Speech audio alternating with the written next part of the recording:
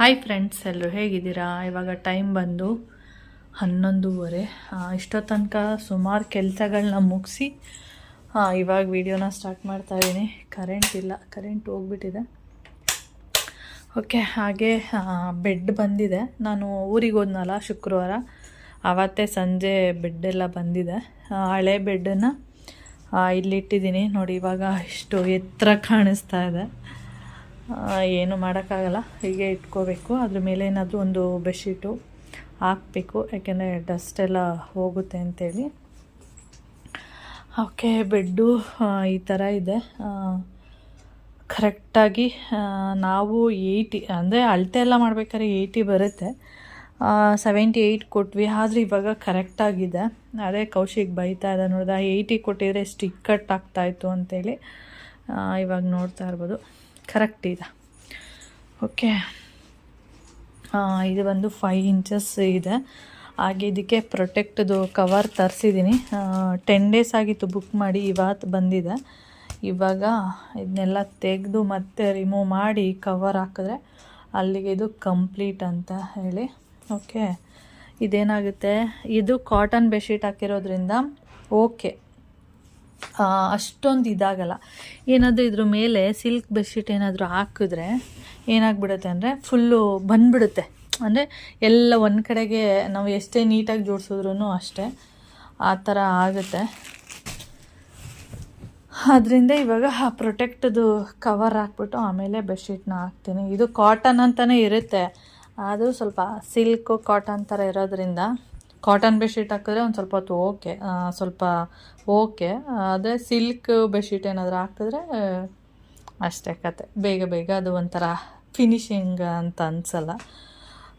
ಸುಮ್ಮನೆ ಹಿಂಗೆ ಕೂತಿದ್ರೆ ಸಾಕು, ಎಲ್ಲ ಒಂದು ಕಡೆಗೆ ಬಂದುಬಿಡುತ್ತೆ ಬಟ್ಟೆ. ಓಕೆ, ಸೇಮ್ ಕೌಶಿಗೆ ಯಾವುದು ಹೇಳಿದ್ವಿ ಅದೇನೇ ಮಾಡಿಸಿರೋದು. ಓಕೆ, ಸಾಕು. ಇವಾಗ ಇದನ್ನೆಲ್ಲ ಕ್ಲೀನಲ್ಲ, ಪ್ರೊಟೆಕ್ಟ್ ಕವರ್ ಏನಿದೆ ಅದನ್ನು ಹಾಕಬೇಕು. ಬೆಳಿಗ್ಗೆಯಿಂದ ನಾನು ಒಂದಷ್ಟು ಕೆಲಸಗಳನ್ನ ಮಾಡಿದೆ. ಏನಂದರೆ ವಾಷಿಂಗ್ ಮಿಷಿನ್ದು ಲಿಕ್ವಿಡ್ ಖಾಲಿಯಾಗಿತ್ತು. ಅಂದರೆ ಖಾಲಿಯಾಗಿರಲಿಲ್ಲ, ಕವರಲ್ಲಿ ಅಂದರೆ ಏನು ಹೇಳ್ತೀವಿ, ಪ್ಯಾಕ್ ತೊಗೊಬಂದಿದೆ ನೋಡಿ, 4 ಲೀಟ್ರದ್ದು. ಅದು ಇನ್ನೊಂದು ಸ್ವಲ್ಪ ಇತ್ತು, ಅದನ್ನು ಹಾಕಿ ಅದು ಇನ್ನೊಂದು ಸ್ವಲ್ಪ ಇದೆ. ಅದನ್ನು ನಾನು ನೋಡಿ ಈಗ ಇಟ್ಟಿದ್ದೀನಿ. ಓಕೆ, ಅಲ್ಲಿಟ್ಟರೆ ಅದು ನೀಟಾಗಿ ಸೋರುತ್ತೆ. ನಾಳೆಗೆ ಈ ಥರ ಉಲ್ಟಾ ಮಾಡಿ ಇಟ್ಬಿಟ್ಟಿದ್ದೀನಿ. ನಾಳೆಗೆ ಬಟ್ಟೆ ನೆನೆಸುವಾಗ ಇದನ್ನು ಹಾಕ್ಬಿಟ್ಟು ಕಟ್ ಮಾಡಿಬಿಟ್ಟು ಮಧ್ಯಕ್ಕೆ ನೆನೆಸ್ಕೊಳ್ಳೋಣ ಅಂತ ಇದ್ರ ಕೆಲಸ ಮಾಡಿದೆ. ಹಾಗೆ ಲಿಕ್ವಿಡ್ದು ಖಾಲಿ ಆಗಿತ್ತಲ್ಲ, ಅದನ್ನು ಹಾಕ್ಬಿಟ್ಟು ಅದು ಫಿನಿಷ್ ಮಾಡಿ ಕಟ್ ಮಾಡಿ ಅದಕ್ಕೆ ನೀರು ಹಾಕಿ ಅದನ್ನೆಲ್ಲ ಸ್ವಲ್ಪ ಮಿಕ್ಸ್ ಮಾಡಿ ಅದರಲ್ಲಿ ಹಾಕಿದ್ದೀನಿ. ನೆಕ್ಸ್ಟು ಅದಾದಮೇಲೆ ಇದು ನಿಮಗೆ ತೋರಿಸಿದ್ದೆ, ಏನದು ಚಿಂತಾಮಣಿ ಅವರೆಕಾಯಿ ಅಂತೇಳಿ. ಅದು ಮೋನ್ ಮಮ್ಮಗೆ ಸಾಂಬಾರು ಅಷ್ಟು ಇಷ್ಟ ಆಗಿಲ್ಲ, ಅದಕ್ಕೆ ಫ್ರಿಜ್ಜಲ್ಲಿ ಇತ್ತು. ಅದಕ್ಕೆ ಇದ್ಕಿನ ಬೇಳೆ ಮಾಡೋಣ ಅಂಥೇಳಿ ನೆನೆಸಿದ್ದೀನಿ ಅಷ್ಟೇ. ಇಟ್ಕೋದಕ್ಕೆ ಚೆನ್ನಾಗಿದೆ, ಈಸಿಯಾಗಿ ಬರುತ್ತೆ. ಅದಕ್ಕೆ ಓಕೆ ಅದೇ ಮಾಡೋಣ ಅಂದ್ಬಿಟ್ಟು ನಿನ್ನೆ ನೆನೆಸಿದ್ದೀನಿ. ರಾತ್ರಿಗೆ ಇದ್ದಬೇಕಷ್ಟೇ. ಓಕೆ, ಅದಾದಮೇಲೆ ನೆಕ್ಸ್ಟು ಇನ್ನೊಂದು ಕೆಲಸ ಮಾಡಿದ್ದೀನಿ. ಏನಪ್ಪ ಅಂದರೆ ತುಪ್ಪ. ಒಂದು ನಿಮಿಷ, ಇಲ್ಲಿ ನೋಡಿ ಬೆಣ್ಣೆ ತೆಗ್ದಿದ್ದಲ್ಲ ಹೋದ ವಾರ ಬೆಣ್ಣೆ ಎಲ್ಲ ತೆಗ್ದಿದ್ದಲ್ಲ, ಅದು ಹಾಗೇ ಇತ್ತು. ಅಂದರೆ ಫ್ರೀಝರಲ್ಲಿ ಇಟ್ಟಿರಲಿಲ್ಲ, ಹೊರಗಡೆ ಇಟ್ಟಿದೆ. ಸ್ವಲ್ಪ ಲೈಟಾಗಿ ಸ್ಮೆಲ್ ಬಂದಂಗಿತ್ತು. ಅದಕ್ಕೆ ತುಪ್ಪನೂ ಖಾಲಿಯಾಗಿತ್ತಲ್ಲ, ಅದಕ್ಕೆ ತುಪ್ಪ ಮಾಡಿಬಿಡೋಣ ಅಂದ್ಬಿಟ್ಟು ಬೆಳಿಗ್ಗೆನೇ ಇದು ತುಪ್ಪದ ಕೆಲಸ ಮಾಡಿದೆ. ಅಂದರೆ ತಿಂಡಿ ಮಾಡ್ತಾನೆ ತುಪ್ಪದ ಕೆಲಸ ಮಾಡಿದ್ದೀನಿ. ಇದು ಮಧ್ಯೆ ಹಾಕಿರೋದು ಕರಿಬೇವು, ಚೆನ್ನಾಗಿರುತ್ತೆ ತಿನ್ನೋದಕ್ಕೆ, ಇಷ್ಟ ಆಗಿದೆ. ಒಂದು ತಿಂಗ್ಳಿಗೊಂದು ಸರಿ ಫ್ರೀಝರಲ್ಲಿ ಇಟ್ಕೊಂಡು ತುಪ್ಪ ಮಾಡ್ಕೋಬೋದು. ನನಗೆ ತುಪ್ಪ ಯಾರು ಜಾಸ್ತಿ ಕೌಶಿ ಒಬ್ಬನೇ ತಿನ್ನೋದಲ್ವ, ಅದಕ್ಕೆ ಅವನಿಗೆ ಮಾತ್ರ ಮಾಡಿದ್ದೀನಿ. ಮೋನ್ ಮಮ್ಮನಿಗೆ ಬೆಣ್ಣೆ ಎಲ್ಲ ತಿಂತಾರೆ, ತುಪ್ಪ ತಿನ್ನಲ್ಲ. ತುಪ್ಪದ್ದು ಏನಾದರೂ ಗಷ್ಟ ಬರುತ್ತೆ ನೋಡಿ, ಇದನ್ನು ಪೀಸ್ ಹಾಕ್ಬೇಡಿ.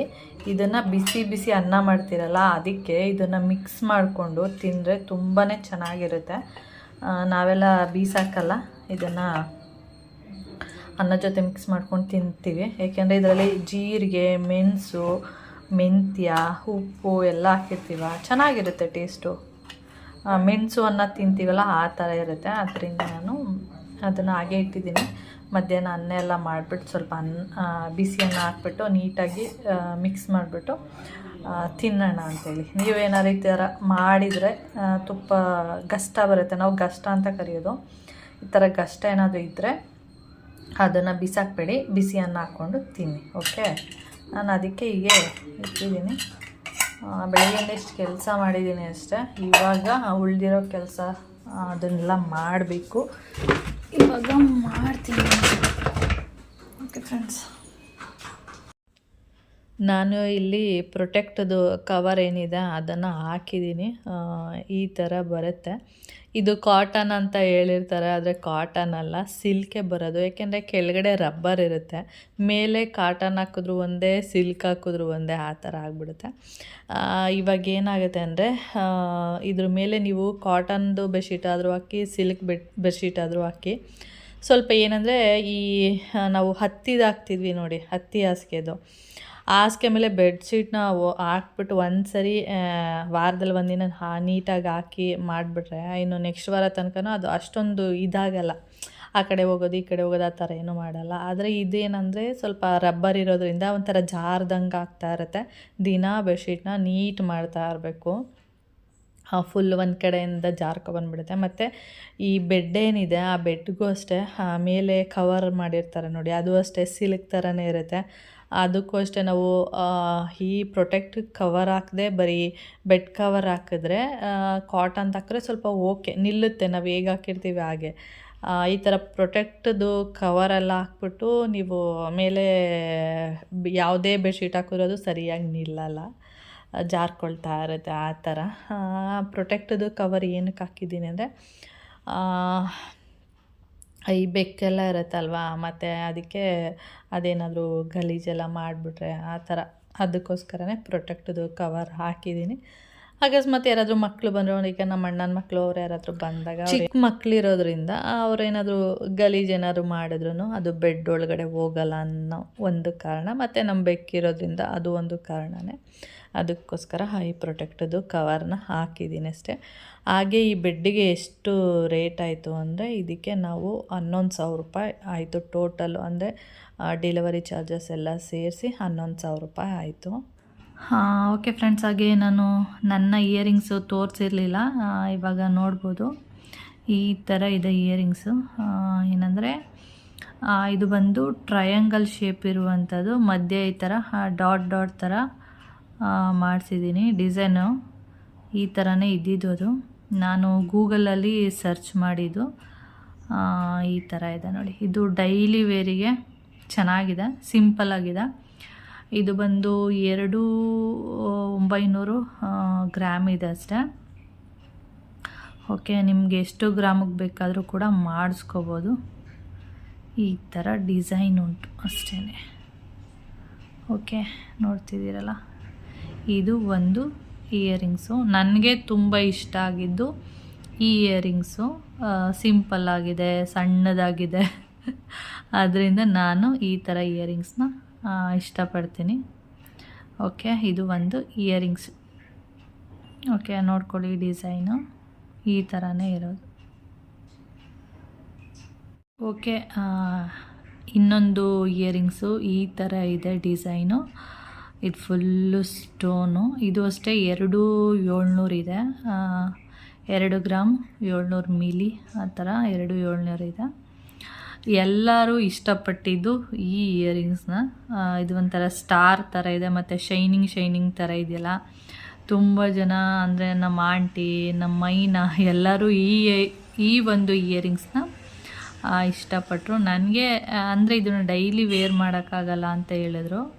ನನ್ನ ಪ್ರಕಾರ ಯಾಕಾಗಲ್ಲ, ಆರಾಮಾಗಿ ಮಾಡ್ಬೋದು ಅಂತ. ಆದರೆ ಗೊತ್ತಿಲ್ಲ, ಅವರು ಡೈಲಿ ವೇರ್ ಮಾಡಿದ್ರೆ ಅಷ್ಟು ಚೆನ್ನಾಗಿರಲ್ಲ. ಅದು ಎಲ್ಲಾದರೂ ಹೊರಗಡೆ ಹೋದಾಗ ಹಾಕ್ಕೊಂಡೋದ್ರೆ ತುಂಬ ಚೆನ್ನಾಗಿರುತ್ತೆ ಅಂತ ಹೇಳಿದ್ರು. ಓಕೆ ಅಂತ ಹೇಳ್ದೆ. ಇದು ಸ್ವಲ್ಪ ದೊಡ್ಡದಿದೆ, ಅದಕ್ಕೆ ಹೋಲಿಸ್ಕೊಂಡ್ರೆ ಇದು ತುಂಬ ದೊಡ್ಡದು. ಓಕೆ, ಈ ಥರ ಡಿಸೈನ್ ಉಂಟು, ಬೇಕಾದರೆ ತೋರಿಸ್ತೀನಿ. ಇಲ್ಲಿ ನೋಡಿ, ಡಿಸೈನು ಈ ಥರ ಇದೆ. ಇಲ್ಲಿ ನಿಮ್ಗೆ ಯಾರಿಗಾದ್ರೂ ಬೇಕು ಅಂದರೆ ಸ್ಕ್ರೀನ್ಶಾಟ್ ತೊಗೊಂಡು ಇಟ್ಕೊಂಡು ಮಾಡಿಸ್ಕೋಬೋದು. ಓಕೆ,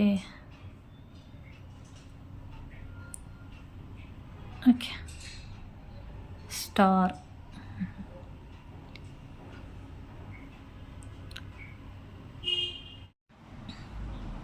ಹಾಂ, ಇವಾಗ ನೋಡಿ 2 ಒಟ್ಟಿಗೆ ತೋರಿಸ್ತಾ ಇದ್ದೀನಿ. ನಾನು ಅಂದ್ಕೊಂಡೆ ಫಸ್ಟ್ ಒನ್ ಇದೆ ನೋಡಿ ಇದು, ಅದು ತುಂಬ ದೊಡ್ಡ ಇಯರಿಂಗ್ಸ್ ಬರುತ್ತೆ, ಇದು ಚಿಕ್ಕದು ಬರುತ್ತೆ ಅಂದ್ಕೊಂಡಿದ್ದೆ. ಆದರೆ ಉಲ್ಟಾ ಆಗೋಯ್ತು, ಇದೇ ದೊಡ್ಡದಿದೆ, ಇದು ತುಂಬ ಚಿಕ್ಕದು. ಓಕೆ, ಈ ಥರ ಇದೆ ನೋಡಿ. ನಿಮಗೆ ಯಾವ ಇಯರಿಂಗ್ಸು ಇಷ್ಟ ಆಯಿತು, ನಿಮಗೆ ನನ್ನ ಪ್ರಕಾರ 4 ಗ್ರಾಮ್ ಮಾಡಿಸ್ಕೊಂಡ್ರೆ ಓಕೆ. ನನಗೆ ಇದು ಹತ್ತತ್ರ 2 ಕೂಡ 3 ಗ್ರಾಮ್ ಹತ್ತತ್ರ ಬರುತ್ತೆ. ಒಂದು ಇದು 3 ಗ್ರಾಮ್ ಅಂದರೆ 2700 ಅಂದರೆ 3 ಗ್ರಾಮ್ ಹತ್ತತ್ರ ಬರುತ್ತೆ. ಆದರೆ 4 ಗ್ರಾಮ್ ಮಾಡಿಸ್ಕೊಂಡ್ರೆ ಆರಾಮಾಗಿ ವೇರ್ ಮಾಡೋದಕ್ಕೆ ಚೆನ್ನಾಗಿರುತ್ತೆ. ಓಕೆ ಓಕೆ, ನೋಡಿ ನಿಮ್ಗೆ ಯಾವ್ದು ಇಷ್ಟ ಆಯಿತು ಕಮೆಂಟ್ಸಲ್ಲಿ ತಿಳಿಸಿ. 2 ತೋರಿಸ್ತಾ ಇದ್ದೀನಿ ಒಟ್ಟಿಗೆ.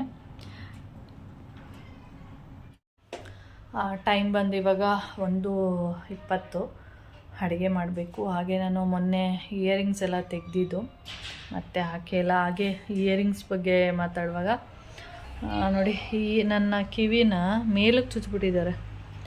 ಈ ನೀಟಾಗಿ ಇಲ್ಲಿ ಬರುತ್ತೆ, ಇಲ್ಲಿ ಚುಚ್ಚಬೇಕು. ಆ್ಯಕ್ಚುಲಿ ಇಲ್ಲಿ ತೊಗೊಬಂದು ಚುಚ್ಚಿದ್ದಾರೆ. ನಿನ್ನೆ ನಮ್ಮ ಆಂಟಿ ಎಲ್ಲ ನೋಡಿಬಿಟ್ಟು, ಅಯ್ಯಯ್ಯೋ ನಿನ್ನ ಕಿವಿ ಯಾರು ಹಿಂಗೆ ಚುಚ್ಚಿಬಿಟ್ಟವ್ರು. ಆವಾಗ ಪಾಪು ಇದ್ದಾಗ ಹಿಂಗೆ ಚುಚ್ಚಿರೋದು. ಅದಕ್ಕೆ ಹೇಳ್ತಾಯಿದ್ರು, ಇದನ್ನು ಮುಚ್ಚಿಸ್ಬಿಡು, ಮುಚ್ಚಿದ ಮೇಲೆ ಮತ್ತೆ ಇಲ್ಲಿ ಚುಚ್ಚಿಸ್ಕೊ ಅಂತ ಹೇಳ್ತಿದ್ದಾರೆ. 2 ಸೇಮ್ ಹಾಗೆ ಚುಚ್ಚಿಬಿಟ್ಟಿದ್ದಾರೆ, ಒಂದಂತಲ್ಲ, ಇದೂ ಹಾಗೆ ಚುಚ್ಚಿಬಿಟ್ಟಿದ್ದಾರೆ. ಇದು ಸ್ವಲ್ಪ ಓಕೆ ಅನಿಸುತ್ತೆ, ಇದಂತೂ ಫುಲ್ಲು ಮೇಲೆ ಚುಚ್ಚಿಬಿಟ್ಟಿದ್ದಾರೆ ಇಲ್ಲಿ. ಅದಕ್ಕೆ ಅಂದರೆ ನನಗೆ ಹೀಗೆ ಬಿಟ್ಬಿಟ್ರೆ 1 ವಾರ ಬಿಟ್ಟರೆ ಸಾಕು, ಫುಲ್ಲು ಕ್ಲೋಸ್ ಆಗಿಬಿಡುತ್ತೆ. ಅದಕ್ಕೆ ಹೊಸ್ದಾಗಿ ಚುಚ್ಚಿಸ್ಕೊ ಅಂತ. ಅಯ್ಯೋ ಕೆಲಸ ಇಲ್ಲ, ಅದೆಲ್ಲ ಯಾರು ಚುಚ್ಚಿಸ್ಕೋತಾರೆ ಅಂತ. ಅದಕ್ಕೆ ಇವಾಗ ಇಯರಿಂಗ್ಸ್ ಹಾಕಬೇಕು.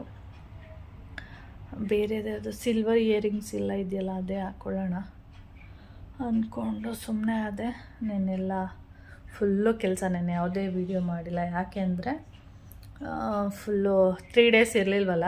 ಫ್ರೈಡೇ ಹೋಗಿದ್ದು, ಫ್ರೈಡೇ ಸ್ಯಾಟರ್ಡೆ ಸಂಡೇ ಬಂದಿದ್ದು. ಆದ್ರೂ ಫುಲ್ಲು ಮನೆಯೆಲ್ಲ ಹಿಂಗಾಗಿತ್ತು ಅಂದರೆ ನೋಡೋಕ್ಕೆ ಆಗ್ತಿರ್ಲಿಲ್ಲ, ಆ ಥರ ಆಗಿತ್ತು. ಅದರಿಂದ నేను ಯಾವುದೇ ವೀಡಿಯೋ ಮಾಡಿಲ್ಲ. ಬರೀ ಫುಲ್ಲು ಎಲ್ಲ ಕ್ಲೀನ್ ಮಾಡೋದು ಎಲ್ಲ, ಅದಿದು ಎತ್ತಿಡೋದು, ಕ್ಲೀನ್ ಮಾಡೋದು ಅಂದರೆ ಎಲ್ಲ ಆಗಾಗೆ ಬಿದ್ದಿತ್ತಲ್ವ, ಅದನ್ನೆಲ್ಲ ನೀಟ್ ಮಾಡಿ ಎಲ್ಲ ಮಾಡೋದೆ. ಆಮೇಲೆ ಬಟ್ಟೆಗಳು ವಾಶಿಗೆ ಹಾಕೋದು ಮತ್ತು ಕೈಯಲ್ಲಿ ವಾಶ್ ಮಾಡೋದು ಒಂದಷ್ಟಿತ್ತು, ಅದನ್ನೆಲ್ಲ ಮಾಡೋದೇ ನೆನೆ ಫುಲ್ಲು ಕೆಲಸ ಆಗೋಗಿತ್ತು. ಅದಕ್ಕೆ ನಾನು ಯಾವುದೇ ವೀಡಿಯೋ ಮಾಡಿಲ್ಲ ಅಷ್ಟೇ. ಓಕೆ, ಹಾಗೆ ಆಮೇಲೆ ನಾನು ವೀಡಿಯೋನ ಕಂಟಿನ್ಯೂ ಮಾಡ್ತೀನಿ. ಹಾಗೆ ನೋಡಿ, ಕಿವಿನ ಈ ಥರ ಚುಚ್ಚಿರೋದ್ರಿಂದ ಆ ಥರ ಹೇಳ್ತಿದ್ದಾರೆ. ನನಗಂತೂ ಅಯ್ಯೋ ಇಷ್ಟು ವರ್ಷನೇ ಕಾಲ ಕಳೆದ್ಬಿಟ್ಟಿದ್ದೀನಿ, ಇನ್ನೇನೋ ಅನ್ನೋ ಥರ ನನ್ನ ಇದು ಅಷ್ಟೇ. ಮತ್ತು ಅದು ಬೇರೆ ಇಲ್ಲಿ ಚುಚ್ಚಿಸ್ಕೊಂಡು ಏನಿಲ್ಲ. ಈಗ ಹಂಗೆ ಹೋದ್ರೆ ಇವಾಗೇನು ಹಿಂಗೆ ಪ್ರೆಸ್ ಮಾಡಿಬಿಡ್ತಾರೆ. ಮೊದಲಾದರೆ ಗುಬ್ಳಿ ಮುಳ್ಳು ಅಥವಾ ಚಿನ್ನದ ಅಂಗಡಿಯಲ್ಲಿ ಒಂದು ಇದ್ರ ಥರ ಬರುತ್ತೆ, ಅದರಲ್ಲಿ ಚುಚ್ಚುತ್ತಾಯಿದ್ರು. ಇವಾಗೇನು ಈ ಥರ ಪ್ರೆಸ್ ಮಾಡಿಬಿಡ್ತಾರೆ ಅಂತ. ಬೇಡ, ಈ ಅಷ್ಟು ವರ್ಷದಿಂದನೇ ಇದ್ದೀನಿ, ಇನ್ನೇನು ಅಂದ್ಬಿಟ್ಟು ಸುಮ್ಮನೆ ಆಗಿಬಿಟ್ಟೆ ಅಷ್ಟೆ. ಹಾಗೆ ಇಲ್ಲಿ ನೋಡ್ತಿರ್ಬೋದು, ನಮ್ಮ ಕರ್ಗಿ ಏನಿದೆ, ಆ ಕರ್ಗಿ ಮರಿಗಳನ್ನೆಲ್ಲ ಏನೋ ಮಾಡಿಬಿಟ್ಟಿದ್ದಾಳೆ ಅಂತ ಅಂದ್ಕೊಂಡಿದ್ದೆ. ಯಾಕೆಂದರೆ ಒಂದಿನ ಫುಲ್ಲು ಕಿರ್ಚ್ತಾ ಇತ್ತು. ಅಂದರೆ ಅದು ಮರಿನ ಕಳ್ಕೊಂಡಾಗ ಕಿರ್ಚೋ ಸೌಂಡೇ ಬೇರೆ ಥರ ಇರುತ್ತೆ. ಆದ್ದರಿಂದ ಎಲ್ಲೋ ಮರಿನ ಕಳ್ಕೊಬಿಟ್ಟಿದೆ ಅಂತ ಅಂದ್ಕೊಂಡಿದ್ದೆ. ಆಮೇಲೆ ನೋಡಿದರೆ ಒಂದಿನ ಮೋನ್ ಮಾಮ ಇದು ಯಾವಾಗ ಇಲ್ಲಿ ತಂದುಬಿಟ್ಟಿದೆ ಅಂತಲೇ ನಮಗೆ ಗೊತ್ತಿಲ್ಲ. ಒಂದಿನ ಮೋನ್ ಮಾಮ ಯಾಕೆ ಇಲ್ಲಿ ಕರ್ಗಿ ಹೋಗ್ತಿದ್ದಾಳಲ್ಲ ಅಂಥೇಳಿ ಒಂದಿನ ಅಬ್ಸರ್ವ್ ಮಾಡಿದಾಗ ಆ ಮರಿಗಳನ್ನೆಲ್ಲ ತೊಗೊಬಂದು ಈ ಸಂದಿಯಲ್ಲಿ ಬಿಟ್ಟಿದೆ. ಅದಾದಮೇಲೆ ಅದನ್ನು ನೋಡಿಬಿಟ್ಟು, ಅಂದರೆ ಅದು ಬಂತಲ್ಲ ಇಲ್ಲಿಗೆ, ಆವಾಗ ಅಬ್ಸರ್ವ್ ಮಾಡಿರೋದು ಮಾಮ. ಆಮೇಲೆ ಬಂದು ನೋಡಿದಾಗ ಮರಿಗಳೆಲ್ಲ ಇಲ್ಲಿದೆ.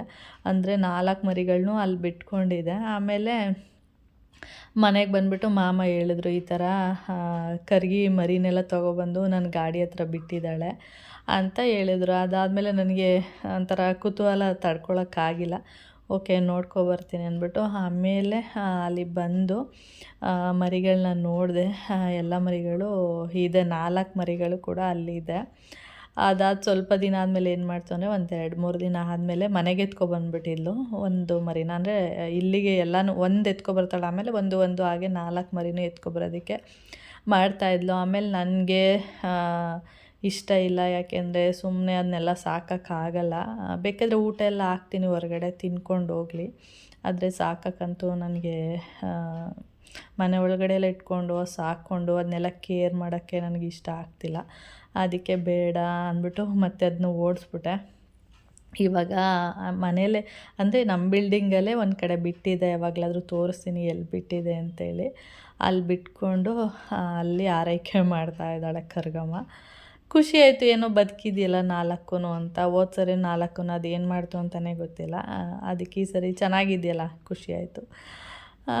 ಅದಕ್ಕೆ ಊಟ ಹಾಕೋದಿರ್ಬೋದು, ಇನ್ನೊಂದು ಮಾಡ್ತೀನಿ. ನನಗೆ ಅದೆಲ್ಲ ಚಿಂತೆ ಅಲ್ಲ, ಅದನ್ನು ಕೇರ್ ಮಾಡೋದು ನೋಡಿ. ಈಗ ನಮ್ಮ ಗುಮ್ಮಿನ ಬೆಕ್ಕು ಬಂದು ಕಚ್ಚೋದು ಆ ಥರದ್ದೆಲ್ಲ ಮಾಡಿದಾಗ ನಿಜವಾಗ್ಲೂ ಕಷ್ಟ ಆಗುತ್ತೆ. ಅದನ್ನೆಲ್ಲ ನೋಡ್ಕೊಳಕ್ಕಂತೂ ಆಗಲ್ಲ. ಅದಕ್ಕೋಸ್ಕರ ನಮಗೆ ಈ ಬೆಕ್ಕಿಂದನೇ ನನಗೆ ನಿಜವಾಗ್ಲೂ ಯಾವ ಬೆಕ್ಕನ್ನು ಸಾಕಲೇಬಾರ್ದು. ಇನ್ಮೇಲಂತೂ ಬೆಕ್ಕು ಅಂತಲ್ಲ, ಯಾವುದೇ ಪ್ರಾಣಿಗಳನ್ನೂ ಸಾಕಲೇಬಾರ್ದು ಅಂತ ಡಿಸೈಡ್ ಮಾಡಿಬಿಟ್ಟಿದ್ದೀನಿ. ಅದಕ್ಕೆ ಅದನ್ನ ಓಡಿಸ್ಬಿಟ್ಟೆ ಅಷ್ಟೇ. ಅದಾದಮೇಲೆ ಸಾಯಂಕಾಲ ನಾನು ಕೆಳಗಡೆ ಹೋಗಿದ್ದೆ. ಹಾಗೆ ಇವಾಗ ಏನು ಮಾಡ್ತಿದ್ದೀನಿ ಅಂದರೆ ಸಂಜೆ ಟೈಮು ಕೆಳಗಡೆ ಗಿಡಗಳಿಗೆ ನೀರು ಹಾಕ್ತೀನಿ ಒಂದು ಟೈಮು. ಯಾಕೆಂದರೆ ಇವಾಗ ಬಿಸಿಲೆಲ್ಲ ಜಾಸ್ತಿ ಇರೋದ್ರಿಂದ ಅದಕ್ಕೆ ನಾನು ಸಂಜೆ ಟೈಮು ನಾನು ಸ್ವಲ್ಪ ನೀರೆಲ್ಲ ಹಾಕಿ ಬರ್ತೀನಲ್ಲ, ಆವಾಗ ನಮ್ಮ ಗುಮ್ಮಿ ಮರ ಏರಿ ಕೂತಿದ್ದಾಳೆ, ಮರದ ಮೇಲೆ ಆಟ ಆಡ್ತಿರೋದು. ಓಕೆ, ಹಾಗೆ ಇದು ಏನು ಗಿಡ ಅಂತ ಗೊತ್ತಿಲ್ಲ, ಸುಮ್ಮನೆ ಅದು ಬೆಳೆದಿತ್ತ, ಹಾಗೆ ಆ ಪಾಟ್ನ ಹಾಗೆ ಇಟ್ಟು ಬೆಳೆಸಿದ್ದೀನಿ. ಓಕೆ, ಏನೋ ಒಂದು ಸ್ವಲ್ಪ ಚೆನ್ನಾಗಿ ಬಂದಿದೆಯಲ್ಲ ಅಂಥೇಳಿ ಆರೈಕೆ ಮಾಡ್ತಾಯಿದ್ದೀನಿ ಅಷ್ಟೇ. ಹಾಗೆ ಕರಿಬೇವು ಕೂಡ ಸ್ವಲ್ಪ ಚೆನ್ನಾಗಿ ಬರ್ತಾ ಇದೆ. ಹಾಗೆ ಓಕೆ ಫ್ರೆಂಡ್ಸ್, ಹಾಗೆ ಈ ವಿಡಿಯೋನೂ ಕೂಡ ನಾನು ಇಲ್ಲಿಗೆ ಎಂಡ್ ಮಾಡ್ತೀನಿ. ವಿಡಿಯೋ ಏನಾದರೂ ಸ್ವಲ್ಪನಾದರೂ ನಿಮ್ಗೆ ಇಷ್ಟ ಆದರೆ ಲೈಕ್, ಶೇರ್, ಕಮೆಂಟ್ ಮಾಡಿ. ಹಾಗೆ ಯಾರಾದರೂ ಫಸ್ಟ್ ಟೈಮ್ ಏನಾದರೂ ನನ್ನ ಚಾನಲ್ನ ನೋಡ್ತಾ ಇದ್ದರೆ ಪ್ಲೀಸ್ ಸಬ್ಸ್ಕ್ರೈಬ್ ಮಾಡ್ಕೊಂಡು ನೋಡಿ. ನೆಕ್ಸ್ಟ್ ವಿಡಿಯೋದಲ್ಲಿ ಸಿಗೋಣ. ಓಕೆ, ಬಾಯ್.